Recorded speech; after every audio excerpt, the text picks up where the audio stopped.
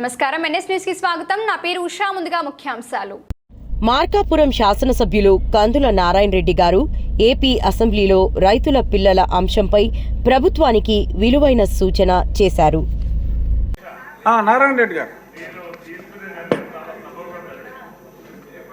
అధ్యక్ష, టీ తాగే వాళ్ళు తాగండి, మీరు తాగండి వెళ్ళి టీ.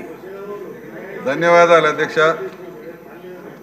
ఇది ఈ రాష్ట్రంలో వెనుకబడ్డ ప్రాంతాల్లో నివసిస్తున్నటువంటి అందరికీ సంబంధించినటువంటి ఇష్యూ అధ్యక్ష. మా మార్కాపురం నియోజకవర్గం అనేది ఈ రాష్ట్రంలోనే అత్యంత వెనుకబడ్డ ప్రాంతం, అన్నీ మీరే. కరువు పీడిత ప్రాంతం. వర్షాలు పడితే కానీ పంటలు పండించుకోలేటువంటి ప్రాంతం అధ్యక్ష.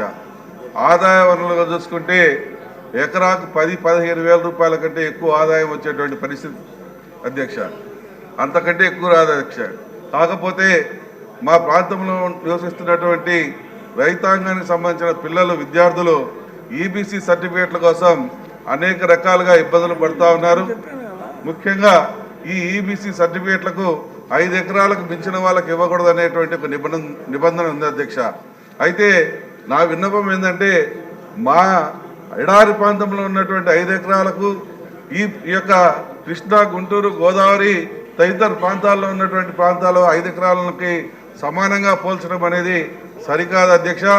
మా ప్రాంతంలో ఎకరాకు 15,000 రూపాయల కంటే మించి ఆదాయం రాదు.